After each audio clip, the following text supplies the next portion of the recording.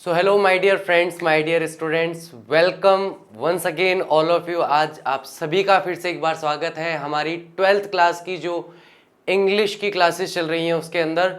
12th में आज मैं आप लोगों के लिए लेके आया हूँ गाइज विस्टाज, हमारी जो बुक चल रही थी उसमें 3rd चैप्टर जो है वो आज मैं आप लोगों के लिए लेके आया हूँ। Journey to the end of the earth जो है ये हमारा 3rd चैप्टर है, और ना केवल पूरी बुक के अकॉर्डिंग और आपके एनुअल एग्जामिनेशन के अकॉर्डिंग भी ये चैप्टर थोड़ी सी इंपॉर्टेंस रखता है, क्योंकि ये इंग्लिश में लैंग्वेज और लिटरेचर को छोड़ करके थोड़ा सा ग्रामेटिकल एस्पेक्ट अगर हम ना देखें, इसमें थोड़ा सा अगर हम इसमें राइटिंग स्किल्स वाला एस्पेक्ट ना देखें तो उससे अलग हटके ज्योग्राफिकल एस्पेक्ट को भी टच करता है और थोड़ा सा साइंटिफिक जो एस्पेक्ट है उसे भी टच करता है। यानी कहीं ना कहीं थोड़ा सा साइंस को, थोड़ा सा ज्योग्राफी को, थोड़ा सा ह्यूमैनिटी को, इन सारी चीज़ों को टच करते हुए ये हमारा चैप्टर जो है वो आगे बढ़ता है। और इस चैप्टर में हमें एक बहुत ही इंपॉर्टेंट मैसेज दिया गया है। वो इंपॉर्टेंट मैसेज किस बारे में है, क्या ऐसा हो रहा है अर्थ पे, हमारी पृथ्वी पर ऐसी कौन सी चीजें, ऐसी कौन सी घटनाएं हो रही है जिससे हम लोग अभी तक अनजान हैं, और अनजान होने के साथ ही साथ हमारे फ्यूचर में, हमारे भविष्य में वो हमारे लिए कितनी खतरनाक साबित हो सकती हैं, या कितना बड़ा विपदा या आपदा बनकर के वो हमारे सामने आ सकती है, उसके बारे में भी हम इस चैप्टर में डिस्कस करने वाले हैं। तो journey to the end of the earth का क्या मतलब है कि एक यात्रा होने वाली है, और यात्रा कहां तक होने वाली है, जो हमारी पृथ्वी है उसके अंतिम छोर तक। तो मुझे बताओ, क्या पृथ्वी का कोई अंतिम छोर हो सकता है? यहाँ पायरेट्स ऑफ कैरिबियन चल रही है कि समुद्र के लास्ट तक जाना है, फिर वहां जाकर के नाव पूरी उल्टी हो जाएगी। देखी थी वाली सीरीज? तो पायरेट ऑफ कैरिबियन की तरह हम लोग पृथ्वी के अंतिम छोर पर उस दिशा में नहीं जा रहे, हम लोग दूसरी डायरेक्शन में जाएंगे, और हम लोग एक, हमारा जो दक्षिणी ध्रुव है, हमारा जो साउथ पोल है, उसकी हम लोग यात्रा करने वाले हैं, और वहां जाकर के हम लोग देखने वाले हैं कि हमारा एक्सपीरियंस कैसा रहेगा। तो आप सभी लोग तैयार हैं मेरे साथ जर्नी पे जाने के लिए? So let's begin our journey. तो अपनी जर्नी स्टार्ट करते हैं, चलिए गाइस। तो यहाँ पर चैप्टर जो है 3 है, journey to the end of the earth. इसके बारे में हम बात कर चुके हैं, समरी मैं बताऊंगा नहीं। इंपॉर्टेंट एस्पेक्ट या इंट्रोडक्शन जो है उस पर हम लोग बात कर चुके हैं कि पूरे चैप्टर के दौरान हम किन इंपॉर्टेंट पहलुओं को टच करने वाले हैं, कौन से इंपॉर्टेंट फैक्ट्स हैं जिसके बारे में हम डिस्कस करने वाले हैं। अर्ली दिस ईयर, इस साल के शुरुआत में ही, आई फाउंड माई सेल्फ अबॉर्ड। अबॉर्ड का मतलब होता है जहाज पर जाना, या जहाज पर एक तरीके से भर्ती होना। भर्ती होना काम करने के लिए नहीं, यात्रा करने के लिए, ठीक है, अपना रिजर्वेशन करवाना, अपना रजिस्ट्रेशन करवाना।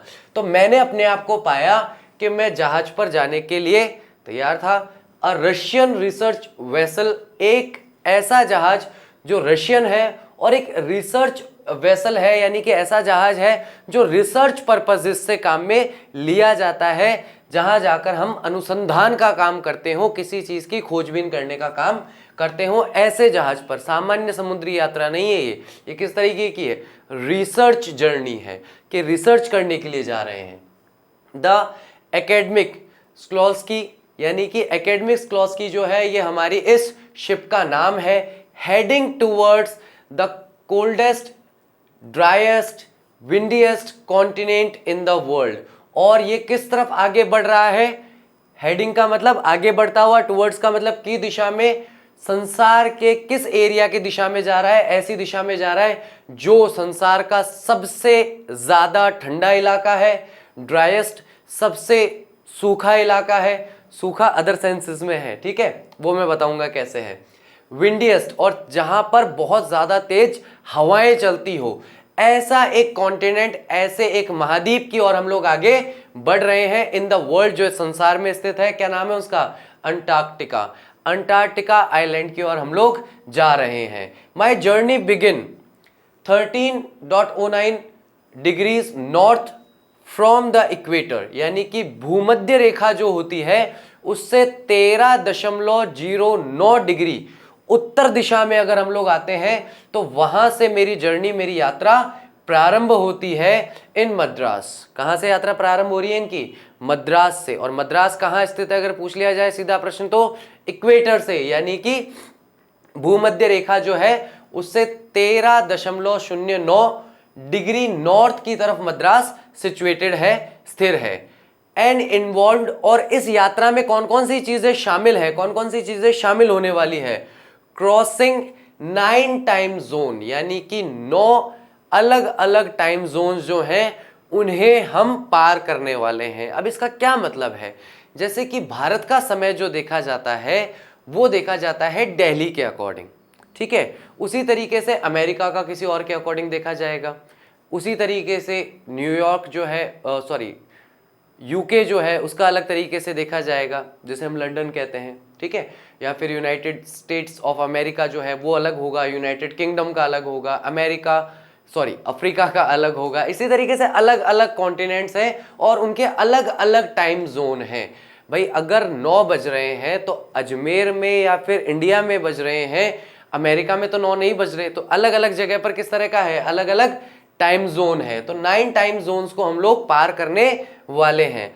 6 चेक पॉइंट्स, और 6 जो चेक पॉइंट्स हैं जो सीमा क्षेत्र हैं उन्हें देखने वाले हैं। 3 बॉडीज ऑफ वाटर, यानी 3 समुद्रों को हम लोग वहां पार करने वाले हैं। And at least as many ecosphere, और बहुत सारे पर्यावरण के जो क्षेत्र हैं, अलग अलग तरह के पर्यावरणीय क्षेत्र जो है उन्हें पार करके हम कहां तक जाने वाले हैं? हम लोग अंटार्कटिका तक जाने वाले हैं, ठीक है गाइस। तो by the time I actually set foot on the Antarctic continent, यानी कि उस समय जब मैंने अपना पहला कदम, वास्तविकता में जब अपना पहला कदम मैंने अंटार्कटिक कॉन्टिनेंट यानी अंटार्कटिक महाद्वीप पर रखा, I had been travelling over 100 hours in combination, यानी कि जब तक मैं ये कदम रखता हूं तब तक मैं 100 घंटे से अधिक की यात्रा कर चुका हूंगा। मेरी यात्रा कितने समय तक चल चुकी होगी? 100 घंटे से भी अधिक तक चल चुकी होगी, संयुक्त रूप से, कॉम्बिनेशन में। अब कॉम्बिनेशन में कैसे? घर से निकल के जाऊंगा कार में, कार से एरोप्लेन, एरोप्लेन से शिप। तो यानी कि इन सारी यात्राओं को, यानी मेरे घर से निकलने से लेकर के अगर मैं अंटार्कटिका पहुंचने तक के समय की गणना करता हूं तो 100 घंटे से अधिक समय की यात्रा मैं कर चुका होऊंगा। My first emotion on facing Antarctica's expansive white landscape and uninterrupted blue horizon was relief, follow up with an immediate and profound wonder। यानी कि जब अंटार्कटिका पर मैं जाकर के उतरा और उतरने के बाद में मैंने पहली बार अंटार्कटिका को देखा, तो मेरा पहला एक्सप्रेशन, मेरा पहला इमोशन, यानी मेरे मन में आने वाली भावना किस तरह की थी? तो सबसे पहले दृश्य को बताता है कि सामने, आंखों के सामने किस तरह का दृश्य फैला हुआ है। On facing Antarctica expressive white landscape, जहां तक नजर जाए वहां तक इतना विस्तृत, इतना विशाल सफेद रंग का एक भूभाग मेरे सामने दिखाई दिया। सफेद रंग का क्या होगा आपके हिसाब से? वहां व्हाइट मिट्टी होगी क्या? क्या होगा? आइस, पूरी की पूरी बर्फ होगी वहां पे। तो सफेद रंग की बर्फ जो दूर तक फैली हुई थी, व्हाइट लैंडस्केप, सफेद रंग का भूभाग मेरे सामने मुझे दिखाई दिया। एंड अनइंटरप्टेड ब्लू हॉरिजन, और किसी भी तरीके से ऊंचा नीचा नहीं, ब्लू कलर का यानी कि नीले रंग का एक हॉरिजन दिखाई दिया, एक क्षितिज मुझे दिखाई दिया। क्षितिज कौन सा क्षेत्र होता है? क्षितिज उस जगह को कहते हैं, वो एक रेखा जहां पर जमीन और आसमान हमें मिलते हुए दिखाई देते हैं। आप कभी भी जैसे पहाड़ों के क्षेत्र में अगर नहीं रहते हैं और अगर आप ऐसे क्षेत्र में रहते हैं जहां लंबे चौड़े मैदान हैं, तो आप देखेंगे कि जमीन में से सूरज उगता हुआ दिखाई दे रहा है, और जहां से सूरज उगता हुआ दिखाई देगा वहां पर एक लाइन खींची हुई होगी जहां पर आसमान और जमीन मिल रहे होंगे। उसे क्या कहा जाता है? क्षितिज कहा जाता है। तो वहां पर एक हॉरिजन यानी क्षितिज पर मुझे एक अनइंटरप्टेड एक सीधी सी लकीर दिखाई दे रही थी। वॉज रिलीफ, वो एक राहत देने वाला दृश्य था। फॉलो अप, उसके आगे क्या हुआ मेरे भावनाओं में? With an immediate and profound wonder, मैं तुरंत ही और एक बहुत गहरे आश्चर्य के साथ घिर गया, यानी कि उसे देख करके बहुत ज्यादा गहरे रूप से आश्चर्यचकित मैं हुआ वहां पर। और तत्काल ही जैसे ही मैंने उस दृश्य को पहली बार देखा, वंडर एट इट्स इमेंसिटी, यानी मैंने इसकी विशालता की ओर देखा कि कितना दूर दूर तक फैला हुआ है।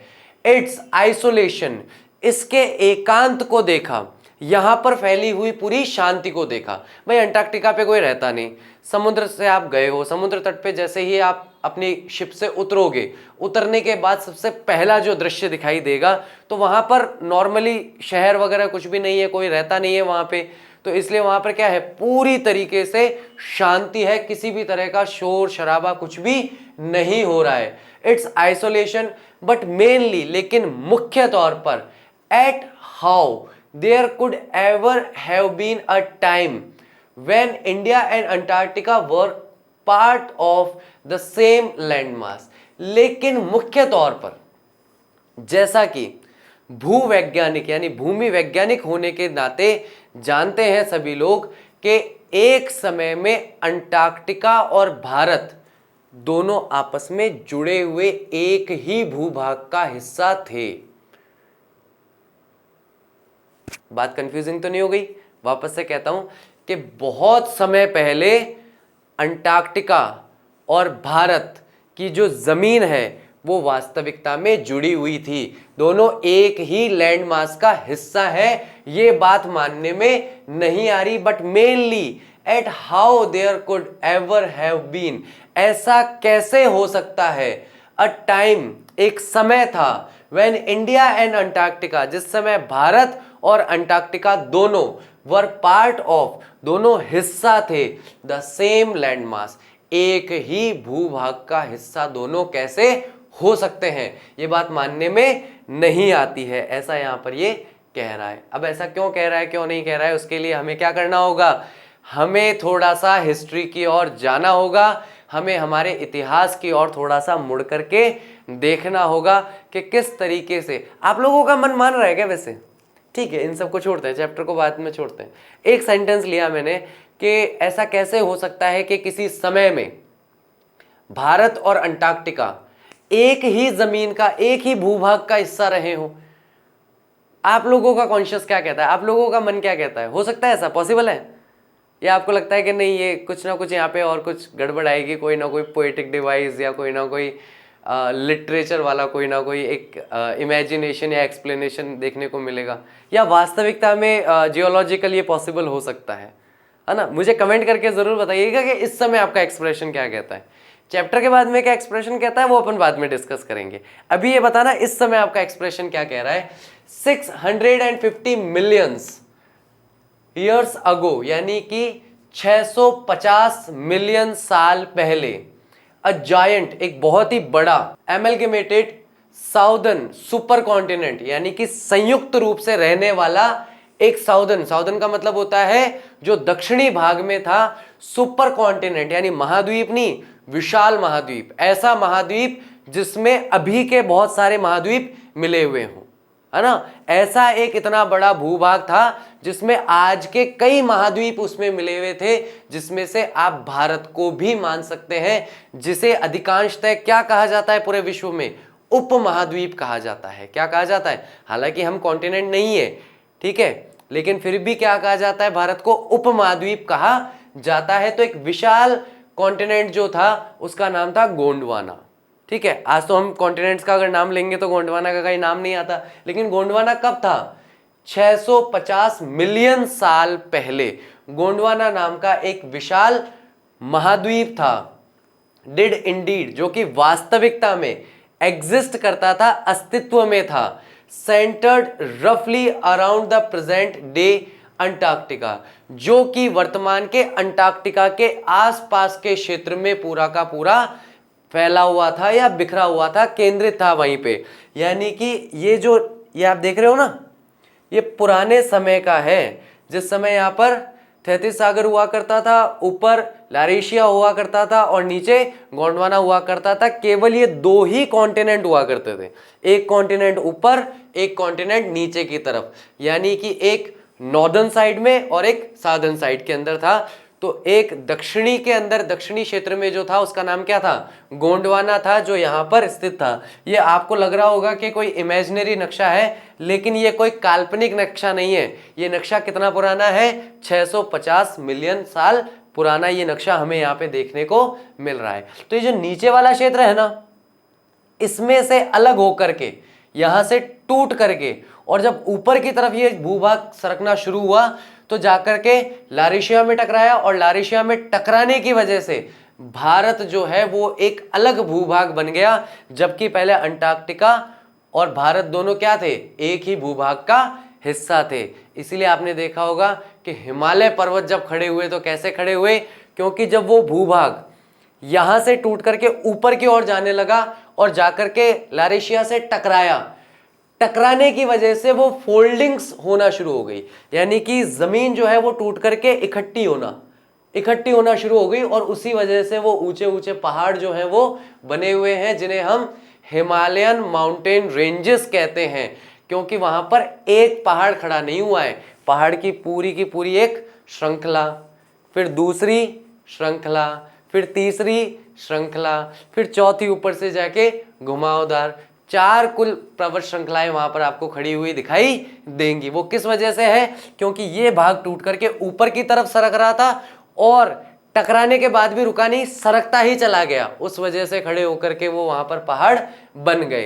रफली around the present day Antarctica, जो लगभग कहां था, वर्तमान समय के अंटार्कटिका में स्थित था। Things were quite different then, उस समय में चीजें काफी अलग तरह से होती थी। Humans had not arrived on the global scene, यानी कि अभी तक वैश्विक भूभाग में या पूरे विश्व में कहीं पर भी मनुष्य प्रजाति दिखाई नहीं देती थी, यानी उस समय की बात है जब मनुष्य आए भी नहीं थे। And the climate was much warmer, और जो क्लाइमेट था, जो जलवायु थी, वो और ज्यादा, वर्तमान से भी ज्यादा गर्म थी। Hosting a huge variety of flora and Fiona, यानी कि वहां पर ज्यादा गर्मी वाला मौसम रहता था, और उन्होंने शरण दी थी, उस मौसम ने, उस पृथ्वी ने शरण दी थी एक बहुत ही विशाल तादाद में या मात्रा में, या आप कह सकते हैं वैरायटी का मतलब संख्या में, अलग अलग तरह के फ्लोरा एंड फ्योना। फ्लोरा कहा जाता है वनस्पति को, अलग अलग प्रकार के पेड़ पौधे ये आते हैं फ्लोरा की कैटेगरी में। फ्योना का मतलब होता है जैव विविधता, जहां अलग अलग प्रकार के जीव जंतु देखने को मिलते हैं। तो अलग अलग प्रकार के पेड़ पौधे और अलग अलग प्रकार के जीव जंतु उस समय में हमें देखने को मिलते थे। फॉर 500 मिलियन ईयर्स, 500 मिलियन सालों तक गोंडवाना जो है वो थ्राइव्ड, यानी पनपा, बहुत फला फूला, बढ़िया मस्ती से, आनंददायक उस समय वहां पर वातावरण था। बट अराउंड द टाइम, लेकिन उस समय, when the dinosaurs were wiped out, जब डायनासोर्स पूरी तरीके से खत्म हो गए, पूरी तरीके से समाप्त हो गए, गायब हो गए, and the age of the mammals, और स्तनधारी जीव जो है वो जब अस्तित्व में आए, गॉट अंडर वे, जब उनका जीवन प्रारंभ हुआ स्तनधारियों का, उस समय की बात यहां पर की जा रही है। और ये दृश्य होने से पहले 500 साल तक गोंडवाना जो है वो अच्छी तरह से अपने फ्लोरा और फ्योना को संभाल कर रखे हुए था। उसके बाद में डायनासोर जो है पूरी तरीके से समाप्त हो गए, फिर स्तनधारियों के जीवन का समय जो है वो प्रारंभ हुआ। ये यहां पर बताया गया है, the land mass was force to separate into countries, और वो जो बड़ा सा गोंडवाना वाला जो हिस्सा था वो टूट करके अलग अलग देशों के रूप में बिखरना शुरू हो गया। वॉज फोर्स टू सेपरेट, अलग अलग होने लगा, इनटू कंट्रीज, देशों के रूप में, shaping the globe much as we know it today. और उसने किस तरह की आकृति ले ली, ऐसी आकृति ले ली जिस तरह की मानचित्र को हम आज की तारीख में जानते हैं। यानी कि ये कैसा मानचित्र है, ये कैसा मैप है, आज के समय का, वर्तमान आधुनिक परिदृश्य को दर्शाने वाला कि आज की तारीख में किसकी स्थिति पृथ्वी पर कहां है। लेकिन पहले ये ऐसा नहीं था। गोंडवाना वाला मैप दिखाया था ना अभी, एक ऊपर एक नीचे, 2 ही कॉन्टिनेंट। यार उस समय अगर अपन होते तो कितना आसान रहता, अभी 7 कॉन्टिनेंट याद करने पड़ते, उस समय 2 ही याद करने पड़ते, एक सागर, खत्म काम। 3 टॉपिक में तो मामला हो जाता।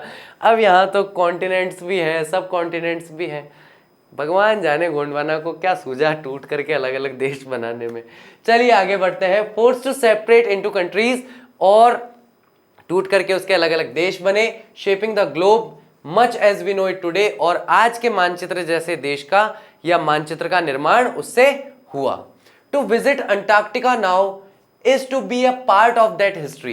लेकिन आज अगर हम अंटार्कटिका की यात्रा करने जाते हैं, तो अब तक ये चैप्टर पढ़ने से पहले आप लोगों को जब ये बात नहीं पता थी कि गोंडवाना क्या है, इंडिया से उसका क्या संपर्क है, क्या संबंध है, या किस तरीके से वो एक ही भूभाग हुआ करते थे, तो अब अगर आप अंटार्कटिका घूमने जाते हैं तो आपका पर्सपेक्टिव क्या रहेगा।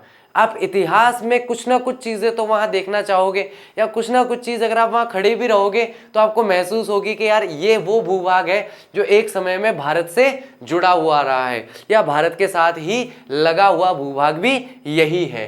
तो अंटार्कटिका को जब हम विजिट करते हैं, now is a part, now is to be a part of that history, उस इतिहास का, गोंडवाना वाले इतिहास का एक हिस्सा है।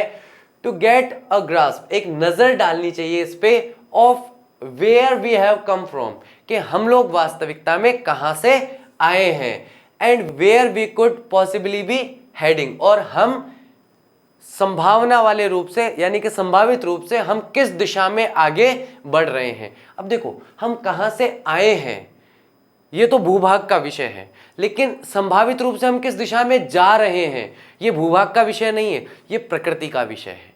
कि प्राकृतिक रूप से या प्रकृति को जिस तरीके से हम नुकसान पहुंचा रहे हैं, जिस तरीके से हम हार्म कर रहे हैं, हम किस दिशा में अपने देश को लेकर जा रहे हैं, उस संदर्भ में ये बात कही गई है, उस सेंस में ये बात कही गई है। It's to understand the significance, ये है इसका महत्व समझने के लिए, ऑफ कॉर्डिलेरन यानी कि समानांतर पर्वत श्रृंखलाएं जो है, फोल्ड्स वो इकट्ठी होकर के चट्टानों के रूप में परत दर परत बन करके, एंड प्री कैम्ब्रियन और प्रारंभिक युग में, यानी कि जब पृथ्वी के प्रारंभिक युग की बात की जा रही है, ग्रेनाइट की शील्ड जो है, कवच जो है, उनका क्या हो रहा है, ओजोन एंड कार्बन, ओजोन जो हमारी गैस है और कार्बन जो है उसका किस तरीके से हम लोग यहाँ पर कह सकते हैं आप सहयोग बिठा रहे हैं, या किस तरीके से हम उसका नुकसान कर रहे हैं।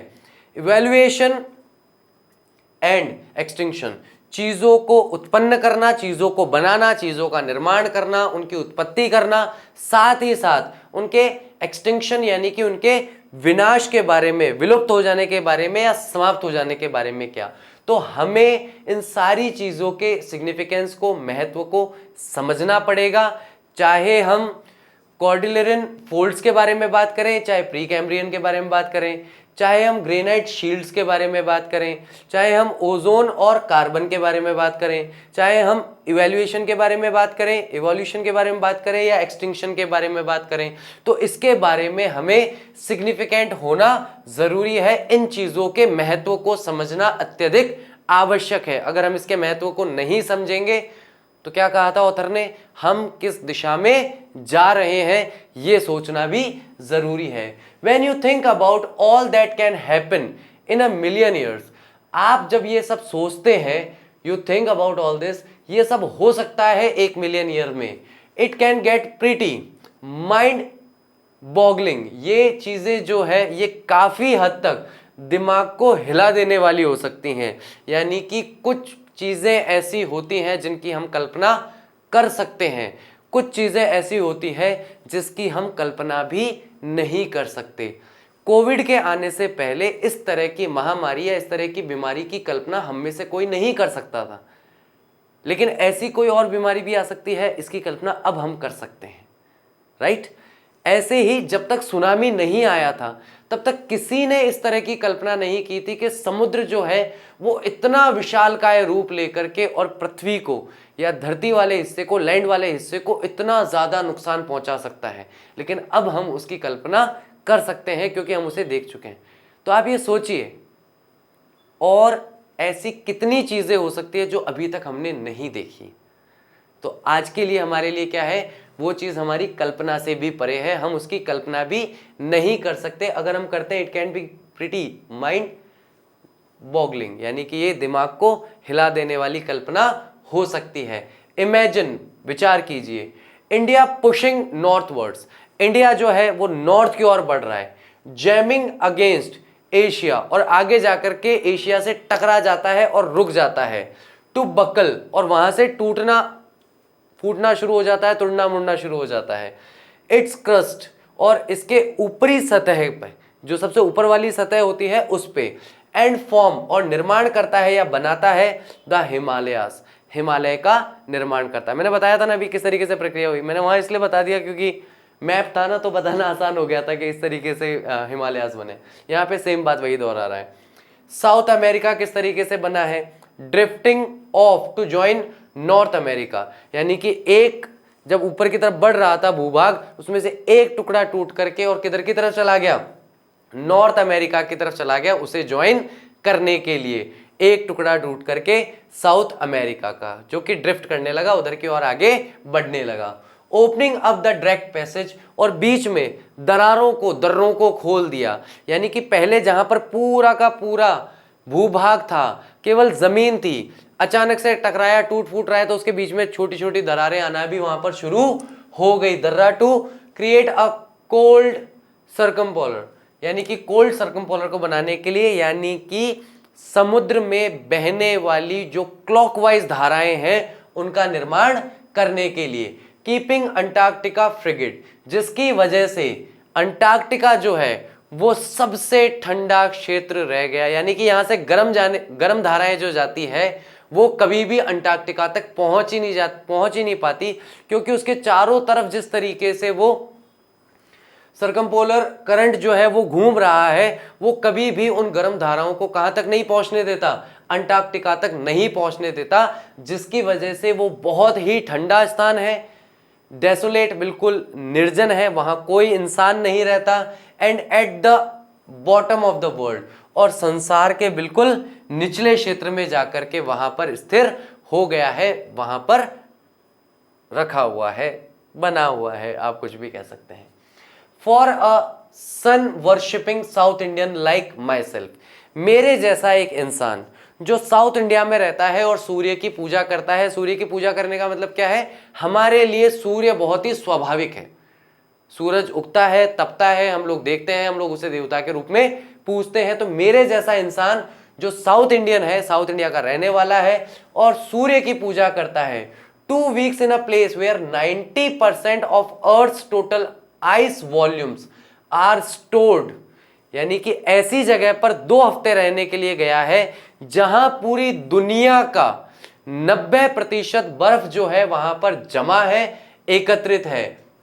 Stored is a chilling prospect, ये एक बहुत ही भयभीत कर देने वाला, डरा देने वाला प्रोस्पेक्ट यानी नजरिया हो सकता है। नॉट जस्ट फॉर सर्कुलेटरी यानी रक्त संचरण के लिए नहीं, मेटाबॉलिक फंक्शंस के लिए भी ऐसी गतिविधियां जो होती हैं हमारे शरीर में, जिस क्षेत्र में हम रहते हैं हमारा शरीर उस क्षेत्र का आदी हो जाता है, लेकिन अचानक से उससे विपरीत नहीं, महाविपरीत परिस्थिति में जाकर रहना थोड़ी सी दिक्कत पैदा कर सकता है। But also for the imagination, लेकिन ये कल्पना शक्ति में भी आप काम में ले सकते हो कि ना केवल शरीर के लिए बल्कि कल्पनाओं के लिए भी, क्योंकि मैं कैसी कल्पनाएं करूंगा, जैसे क्षेत्र में मैं रहता हूं, आसपास जैसी चीजें मैं देखूंगा मैं उन्हीं की कल्पना करूंगा। तो उस तरह की कल्पना के लिए भी आप इसका इस्तेमाल कर सकते हैं कि मेरे जैसा व्यक्ति जो साउथ इंडिया में रहता है वो अब वहां जाकर के बस रहा है, तो किस तरह की आगे की व्यवस्था होगी।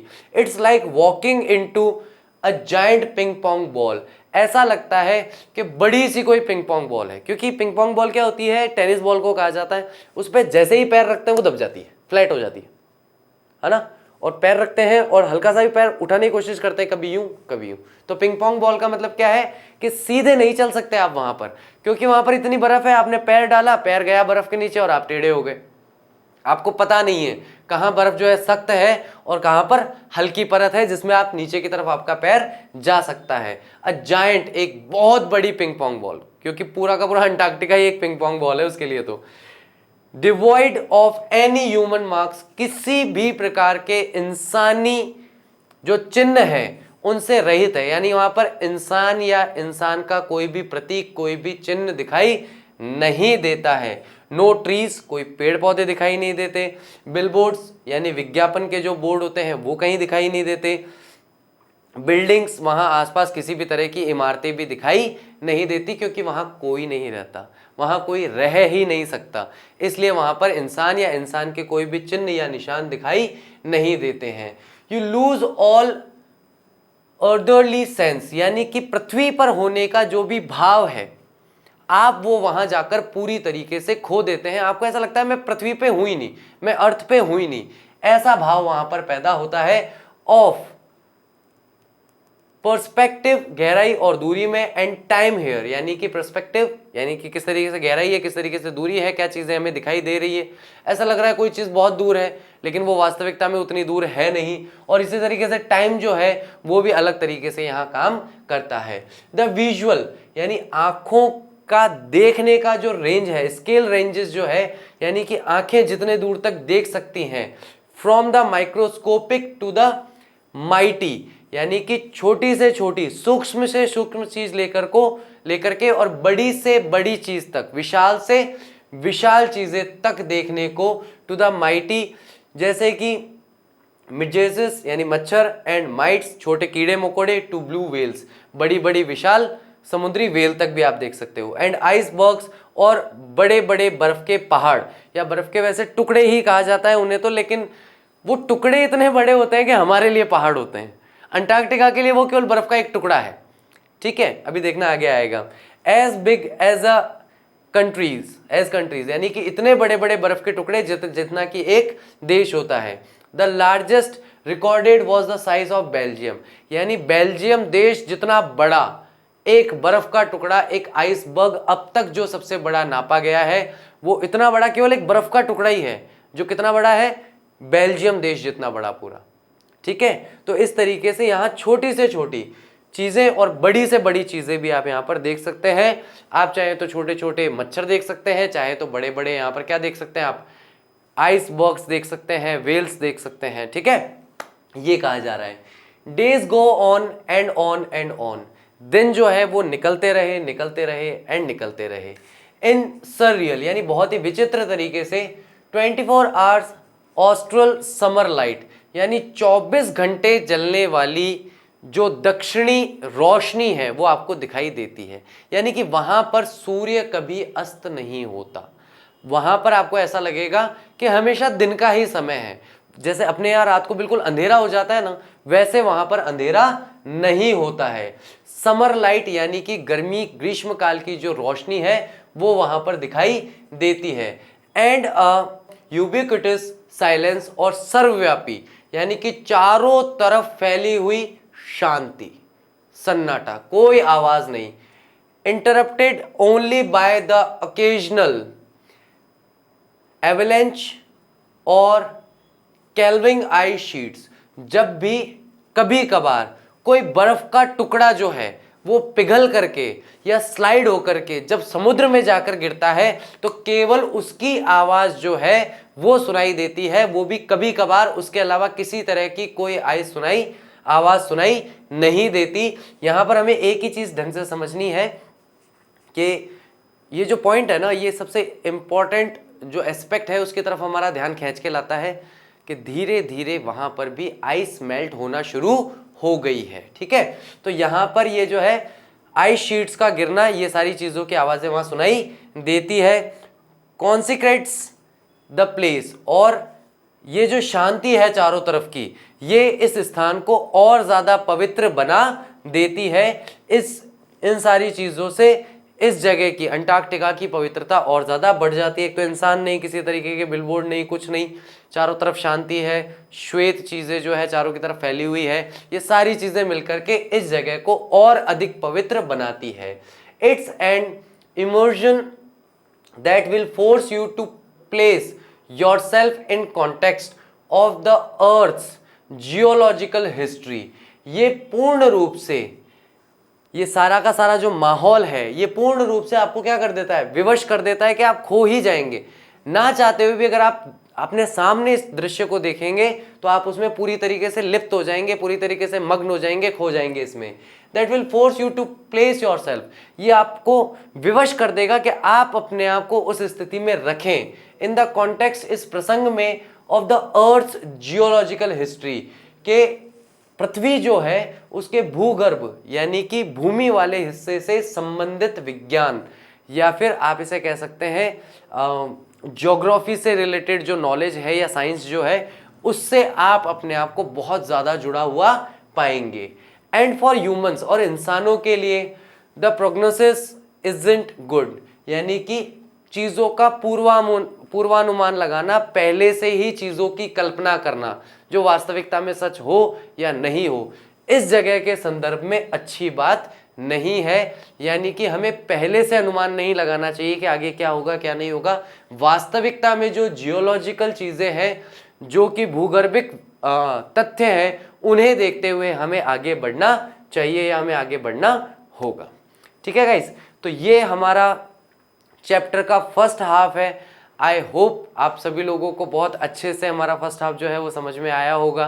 और गोंडवाना वाला कैसा लगा ये ज़रूर बताना कि वो जो फैक्ट है उसके बारे में आप लोग क्या सोचते हैं, क्योंकि आज के काफ़ी समय पहले जब फर्स्ट टाइम मैं 12th पढ़ा रहा था और मैंने ये पढ़ा था, मुझे बहुत ये फैसिनेटिंग लगा था, बहुत आश्चर्यचकित करने वाला लगा था।